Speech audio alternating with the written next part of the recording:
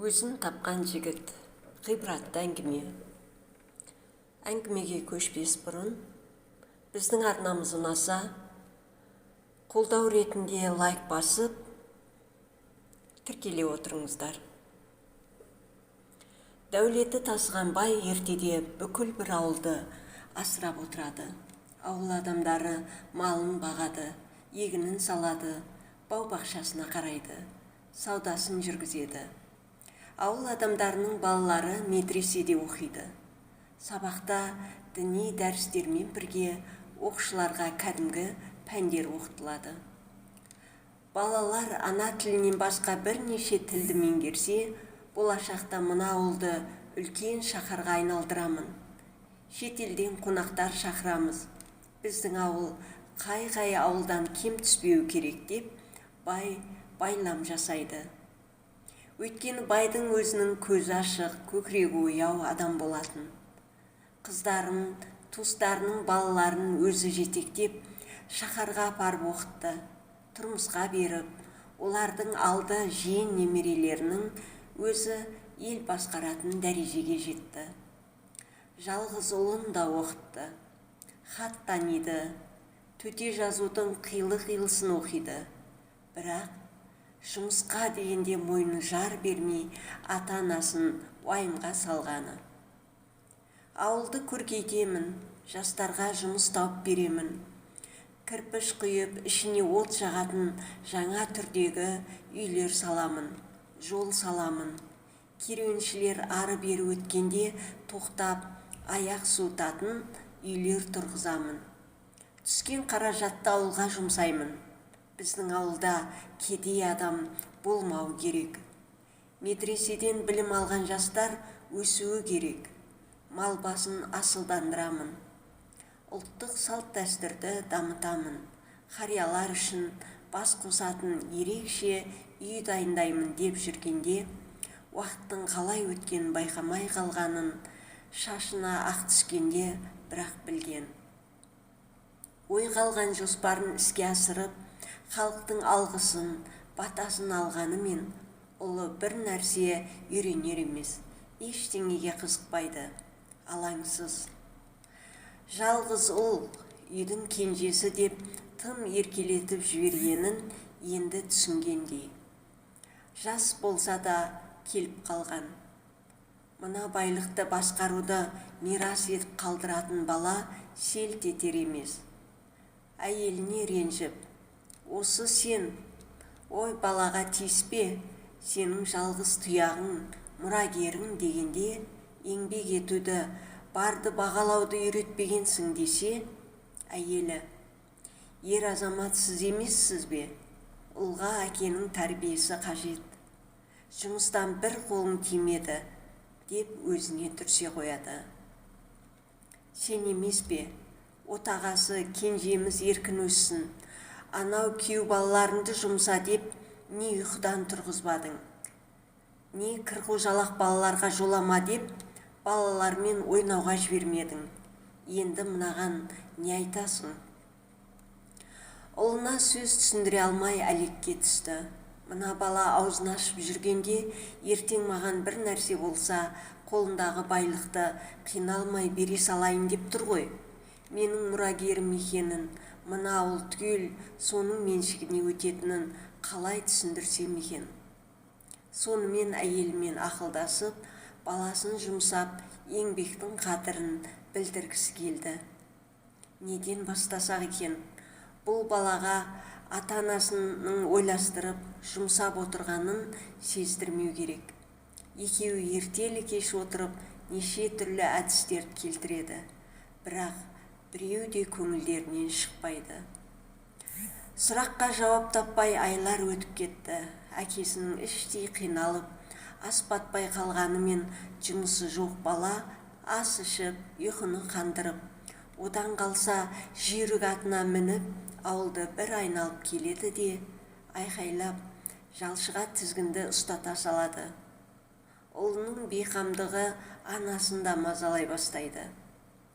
Уақыт өткен сайын байдың басы ауырады, қан қысымы көтеріледі. Кейде орнынан тұра алмай қалатын күндері болады.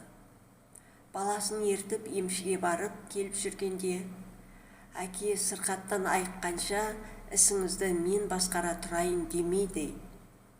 Сіз де қызықсыз. Әке, басыңыздан қан алдырғанда құлан таза айығамын деп ойлайсыз ба? Емшілерге сенбеңіз. Жездеме адам жіберсеңізші, келіп шақарға апарып, мықты дәрігерлерге қаратсын. Емші деген әншейін деп ақыл айтады. Ақылының жаны бар. Көрші ауылдағы ана сіңірі шыққан кедейдің баласы дәрігердің оқуын шетелден оқып келіпті. Шақарда мықты маман деп естігені бар.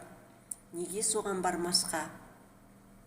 Әй қой, мен күншілік жерге кетсем, мал мүлкім не болады? Ауыл адамдары мен науқас, енді бізді басқара алмайды деп, өсек таратып жіберер деп, емшіден ем-дом алып, үйіне келеді. Өздер баласын иландыратын ешқандай айла таппады. Бұрыннан құлағына құйып жүрген ұсыныстарын қайталап айтып көрмек. Балам, қойшылар жайлауға көшеді, отарларға барып қойларды сана. Қойшы да пенде, қателесуі мүмкін.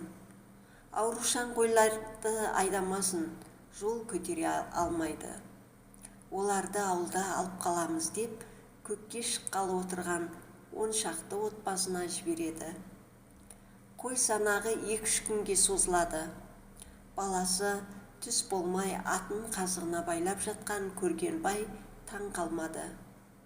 Тоба, менің балам зымыраннан да жылдам болғаны ма? Санақты қалай тез бітіріп тастады деп, баласының ісіне шегі қатқанша күлді. Әйелі, Құдайым мынаны жынғақты деп отағасын аластамақ болып, адыраспан іздеп бастады. Қасындағы күтушілеріне бұйрық беріп, тез от жақтырып, ысына келдірді. Балам, ерте келдің ғой, атыңа бір нәрсе болды ма, дейді қасына барып. Болды, болмаса келем бе? Қойларың деген сөз ұқпайды екен. Енді санап бола берсем, басқалары келіп қосылып кетеді. Оларды айдай берсем, қойлар шошып, жамырай жөнеледі. Атқа мініп отырып санайын десем, мына жануар осқырынып, қойларды жағалай жүрген иттерден үркіп, жақын бармай қойды. Шопандарға айттым, өздері санап, есебін кешке алып келеді деп, басын жастыққа қоя, қорылдап кетті. Балам, ертең адамдардың жалақысын төлейміз. Мен айтып отырамын, сен ақшаны тарат. Алған адам міндет түрде сияға бас бармағын салып, мына ақ кенепке қолын қойсын. Адамдардың есімін жазып алмасаң, ертең шатасып, есебің дұрыс шықпайды. Кем болуы да, артық шығуы да мүмкін. Есебіміз дұрыс болмаса, пайдамызды білмейміз. Әке, сізде мына бақыр ақшаларды санап отырамын ба? Қолыңды қой, есімің кім деп отыру маған тән емес. Ауылда үлкен бас қосу өткіземіз. Бірге барамыз. Кеше ғана өткіздіңіз ғой, әке. Балам, бас қосу өткізбесек ай сайын болмайды. Әр отбасының мәселесін тыңдап, соған орай көмек көрсетуіміз қажет. Ертең шақарға барып шағым айтса, күніміз қиындайды. Күнде неше адам келіп жатыр ғой. Ауыл адамдарын күтуден анам да шаршап кетті. Адам келсе болды. Анам оларды дастарханға шақырады. Тыңдап жібере салмайсыз ба? Балам, ертең қонақ күтеміз. Ұлы жібек жол бойымен келе жатқан қадірлі адамдар бар. Соларды қарсы алатындарды басқарып, өзің барып сәлемдесіп, ақ боз үйге ертіп кел. Осы ауылда менен басқа қонақ күтетін адам жоқ па, әке? Байдың баласы қонақ күтті деген не масқара? Мен төрде отыруым керек емес пе? Ұлы жібек жолының бойымен жылына 2 рет керуен өтеді. Яғни шығыс елінен шыққан керуен қазақтың жазира даласын кесіп өтіп, Парсы, Ираннан әрі Мекке Мединеге барып, қажылық сапарын аяқтап кері қайтады. Халық тұтынатын дүниелерді алып, тоқтаған елді мекенге сатып, пұл етіп кері қайтқанда жолай кездескен елді мекеннен көпшілік тұтынатын заттарды да ала кетеді. Айырбас жасайды, ділдаға сатады. Керуен ішінде ғалымдар, саудагерлер, дін жолына түскен жандар, оқу іздеген жастар, құлшылыққа шын берілген адамдар бар. Олардың керуен құрып жүруі, жолда кездескен кедергілерді бірге еңсеруге, қарақшылардан қорғануға деген ниеті. Екінші бөлімі: тәрбиені жіберіп алыпсыңдар. Қонақтарды аман есен шығарып салған соң, әйелін қазыға жүгінуге бай көндіреді. Келіп базынасын айтқан байды асықпай әбден тыңдаған қазы: тәрбиені жіберіп алыпсыз. Қазекем сол ұлға қатты мән береміз де, тіршілікке көп араластырмаймыз. Есейе келе үйренеді дейміз. Жасы балиғатқа жеткенде үйлендіреміз. Мұрагеріміз деп бар жиған тергенімізді алдына салып береміз. Оны ұқсата алатындар бар, ұқсата алмай, бар мүлікті сақтай алмай шашатындар бар. Жалғыз ұл әрі кенже болған соң қатты жақсы көргендіктеріңіз сонша, тіпті үй шаруасына жұмсамаған екенсіз. Қазеке, бұл балаға қалай ес кіргіземіз? Балаңыздың есі де, ақылы да бар. Тек жалқаулық пен бейғамдық мойнын еш нәрсе бұрғызбайды. Себебі бар мен дайынға үйренген. Оны үйреткен өзіңіз. Ұлыңызды бұлай сынап көріңіз. Әке қашан да балаға сыншы. Қазының айтқанын орындамаққа көшкен бай кешкі аста: балам, ертең ерте тұрып, есіктің алдын сыпырып жібер. Менің белім шойырылғалы, сыпырғышты ұстай алмай қалдым дейді. Әке, сіз де жұмсайтын адамды таптыңыз. Жалшыға айтсаңызшы, ылғи мал өткен соң ертелі кеш сыпырғыш қолыңыздан түспейді. Ұят емес пе? Достарым маған күледі ғой, байдың баласы жер сыпырып жүр деп дастархан жанына қисая кетеді. Әкесі айтуға сөз таппай аңтарылады да қалады. Анасы: құлыным, керісінше адамдар әкеңе күледі. Дардай ұлы бар. Алақандай есігінің алдын әкесі сыпырады. Жалшы жалдайды. Байлығы асып тасып тұрған соң қайтеді деп күлкі етеді. Әкенің белі жазылғанша таң қараңғысында мал кетеді. Сен сыпырып болғанша ешкім көре қоймайды. Менің баламның ақылы да, қара күші де бар.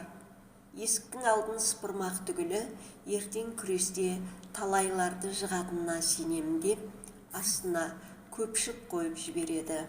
Малшы малды айдап кеткен соң бір ділдәні тастай салады да, бай тасалау жерге барып тұрады. Анасы баласын әзер оятады. Далаға шыққан ұлының көзі бірден ділдәні байқайды да, етігінің қонышына сала салып, сыпырғыны бір-екі арлы берлі сілтейді де орнына келіп жатып қалады. Байұлы қашан ата-анасына: таңертең ақша тауып алдым, дәл есіктің алдынан. Бұл не қылған ақша? Біреулер арандату үшін тастап кетпеді ме деген сауал болатын шығар деп күткен. Бір апта өтсе де баласы алтын ділдә туралы жағашпады. Бай қазыға келіп болған жайды баяндайды. Енді сіз есіктен сәл қашығырақ екі ділдә тастап көріңіз дейді. Бай қазының айтқанын істейді. Бұл күні сыпырғышты алып, бір ізбен көшеге қарай сүйрей жөнеледі.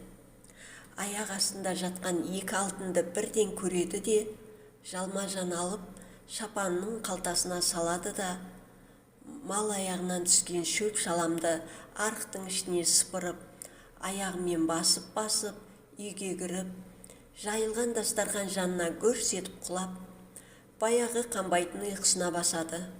Түскі асқа әрең тұрғызған баласына көз қиығымен қараған бай: «Балам, саған үй шаруасына араласқан ұнайтын сияқты» деп мақтай жөнелген сол еді. «Ойбай, су тасыды, үйдегі заттарды шығар, кім бар деген дауыстар көбейіп кетті. Бай шапанын жамыла далаға жүгіріп шықты. Су өзінің үйіне лақылдап, жақындап келеді. Қолына айыр күрегін ала жүгірді. Судың жолы жабылып қалған соң жан-жағына жайылып кеткен. «Байеке, әкеліңіз, күректі мен қоқысты аламын» деп қасына келген адамдарға күле жауап берді. Өзінің есігінің алдындағы шөпті өзі барып тазалады. Ер азаматтар, балалар келіп көмектесті. Байға өзгенің баласының жаны ашып, шапанын алып, қолына таза су әкеліп құйып, орамал ұсынып жатқанда, өз ұлы зым-зия қасына да келмеді. «Ей бай, сен әдейі суды байлап, кедей-кепшікті мазақ етейін дедің бе?» деген ананың даусы жер жарып өзіне қарай тап беріп келе жатыр. Қаперімде не дейтінін білмеген бай арықтарды тазалай жөнелді.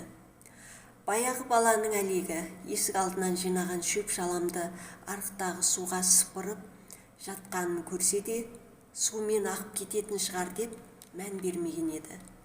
Жылыстап ағып жатқан арықтың суы осынша әлек салады деп ойламапты. Қоқыс жиналып барғанда топталып қалған су ары қарай аға алмай жайылып, киіз үйлердің іргесінен ішке кіріп, көрпе жастық, азық түлікті басып қалған. Мынау да бір ескеретін жайт болды деп, іштей ешкімге жақ ашпастан үйіне беттеді. Қазы айтқан соңғы сынақ үйтіп бүйткенше күз де келіп түсті. Бай кешкі тамақ үстінде: «Балам, құдықтан суды бос құмыраларға толтырып әкеліп қой. Жауын шашын көп, жол лай болса, аттар жүре алмай қалады. Жүрсе де лайға аяқтары тайып, құмырадағы сулар төгіліп кетеді. Таңертең ерте бар, одан кейін екеуміз ауыл адамдарының хал жағдайын біліп қайтамыз» деп ескертті. Таң қараңғысында бай құдыққа барып, су алатын шелектің ішіне 7 алтын ділда салды да, құдықтың арғы іргесіне жасырынып баласын күтті. Ойы тапқан, кездескен дүниелер туралы ата-анасына айта ма, ой бөлісе ме дегені. Суға келген бала шелекті көтеріп құдыққа тастай бергені сол еді, теңгелер сылдыр ете қалды. Шелекті қайта көтеріп алды да, мына керуендегі адамдар қызық екен өздері. Садақаны суға тастайды. «Ай, мейлі қойшы, ерініп шелекке салған ғой, маған бұйырды» деп ділдаларды етігінің қонышына сала салды да, құмыраларды суға лық толтырып, өмірге риза болып үйге қайтты. Тіпті анасына тіс жармады, бірақ көңілді. Бай ең болмаса көп алтын ділданы құдық басындағы шелектен алғанын айтама дегені бекер болды. Енді соңғы сынағы қалды. Ең болмаса содан дұрыс қорытынды шығар деген үміт. «Балам, кейінгі кезде тым көңілді жүрсің, ат басындай алтын тапқан адамдай» деп бір қалжыңдап қойды. «Әке, дәл айтасыз, ат басындай алтын болады» деді екезуі екі құлағына жетіп. Бай не дерін білмей тұрды да қалды.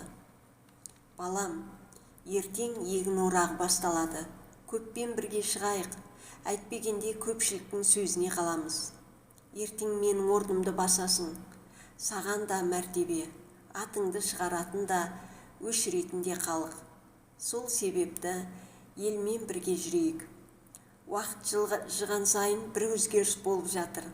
Мен сені орныма қалдырамын дегенімен 50 жылда ел жаңа деген деп әрі қарай сөзін жалғамады. Өйткені ұлы сөзін жақтырмады. Әке, Алладан ғұмыр тілеңіз, сізге өлуге әлі ерте деп сөзін бөліп жіберді. Ертеңіне бай жоғардан шаһарға шақыртылғанын айтып, бүгін егін орағына ұлы орнына ұлы баратынын ескертіп, атқа мініп жолаушы жүріп кетті. Әкесі қасында болмаса, ұлы көптің арасына сіңіп кетер дегені. Шаруаларын бітіріп, түс ауа үйге келсе, ұлы өзінен бұрын келсе керек. Қорылға басып жатыр екен.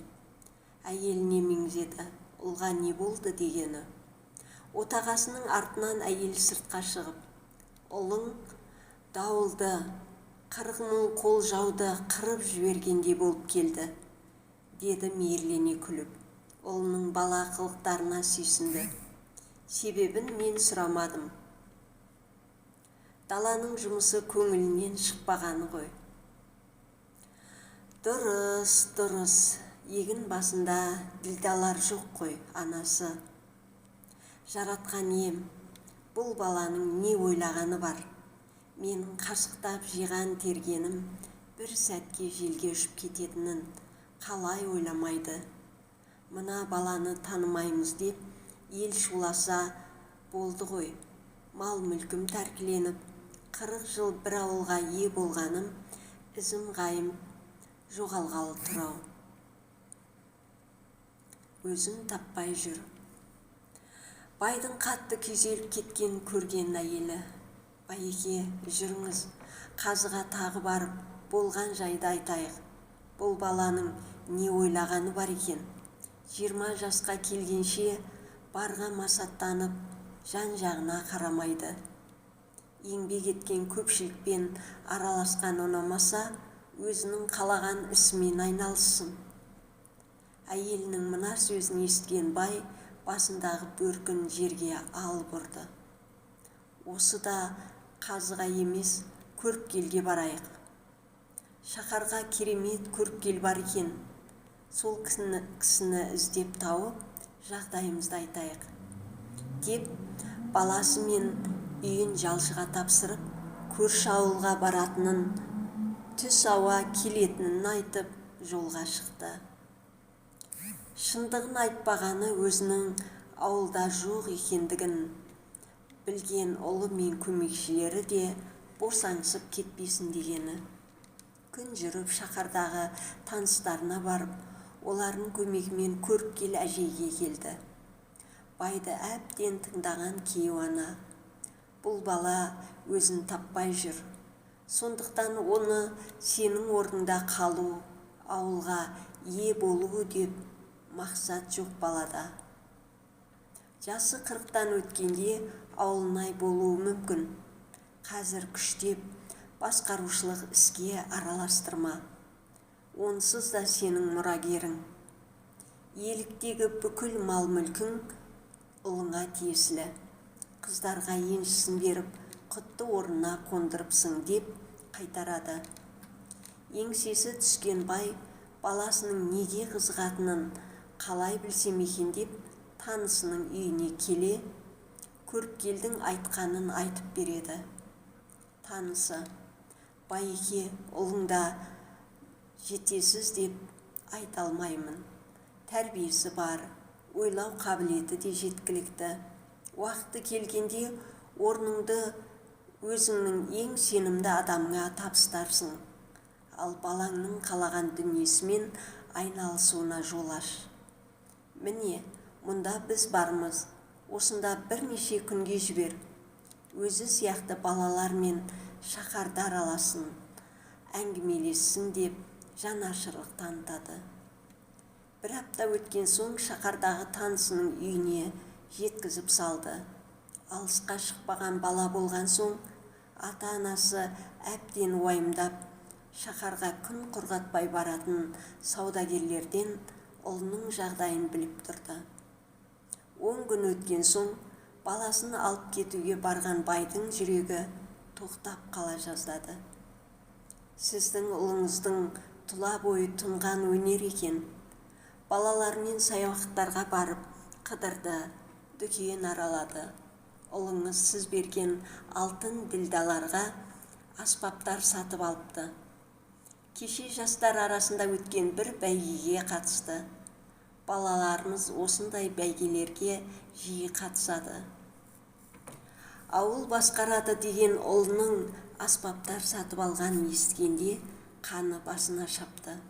Танысына ашуға булыққанын сездіргісі келмей тыңдап отырғанымен шапанының ұзын жеңі ішіндегі жұдырығын қатты түйгені сытыр-сытыр етіп естіліп жатты.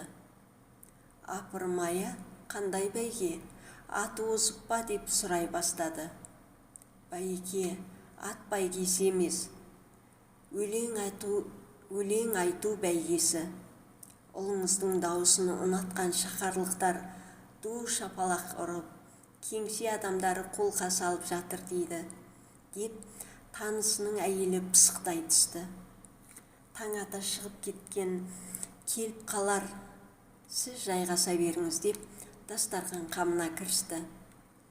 Танысы шаһардың дәмін алып келіп ұсынды. Қас қарая ұлы келді, әкесін құшақтап сәлемдесті. Балам, анаң сағынып күтіп отыр, үйге қайттық деді өктемінмен. Әке, кешіріңіз, мен ауылға бармаймын. Осы шаһарда қалып ән саламын деп ауылға кет алмайтынын айтып, алған аспаптарын көрсетті. Әй, мына домбыра киіз үйдің қабырғасында ілулі тұр ғой, қолыңа алғаныңды көрмедім. Енді мынау не? Аспаптарының атауын ұлы сүйсіне айтқанымен оның сөзін естімеді. Ішінен ауыл адамдары ұлым туралы сұраса, шаһарға барып әнші болып кетті деймін бе? Жалғыз ұлы ісін жалғастыра алмады деп күлетін болдау деп өз ойымен әлекке түсті. Танысы байдың ұлына ишара білдіріп ән сал деді. Ұлы шырқай бастағанда бүкіл әлем құлаққа ұрған танадай, тыныш бола қалғандай күй кешкен бай әдемі әуенге селт етіп жан-жағына қарады. Өз көзіне өз сенбеді. Ес білгелі бұл бармаған той қалмаған шығар.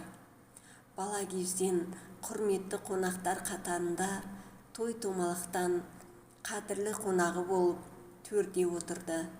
Әрине, ата-анасының арқасында. Байлық жеті атадан келе жатқан мирас, сонда талай әнді тыңдап, әншімен танысқан. Қыздарын ұзатқанда шекарадан асып, әншілерді алдыртқан. Алайда мына ұлының даусындай дауыс естімепті. Ұлыңыз бүкіл шаһарлықтарды даусымен таң қалдырды. Бізде әлі дәл осылай шырқайтын әнші болмаған. Даусы керемет болғанымен, оны кәсіби жағынан шыңдау керек. Аспаптарда ойнап үйрену керек. Ол үшін білім алуы керек деп, бір әйел жалмаңдап, байға әңгіме айта бастап еді, бай қолын көтерді. Жетер дегені. Көріпкелдің айтқаны осы шығар, қалаған ісі. Мен ел басқару ісіне ұлымды мәжбүрлегеніммен, оның жан дүниесі басқа әлемді қалап тұрса, амал нешік. Атағы жер жарған Әбу-Нәсір әл-Фараби бабамыз да әкесі сияқты мықты әскери қолбасшы емес, ғылымды таңдады. Оның өнерге ықыласы ауған, қапшығын жанына байлап жүріп ән салған, аспаптың күйін келтіріп күй тартқан. Ғалым болды, шығыстың ғұламасына айналды. Зерттемеген саласы қалмаған. Соның жазғандарынан емші де, көріпкел де, қазы мен бақсы да тәлім алып отыр. Біздің ұлымыз да Құдай бұйыртса, уақыты келгенде басқару тізгінін қолына алады. Жас қой, жастық шақта арман орындалсын деп, ауылына келген соң жиын өткізген бай көпшілікке ұлы жайлы шешімін кесіп айтты. Ойы, бай жалғыз ұлын ізбасар ете алмады, ауылдан алыстатты. Ой, оның ұлы онсыз да көпшіл еместін. Өзі бір түрлі кісі киік деген жағымсыз пікірлер айтпасын деген еді. Тыңдағандарыңызға рахмет.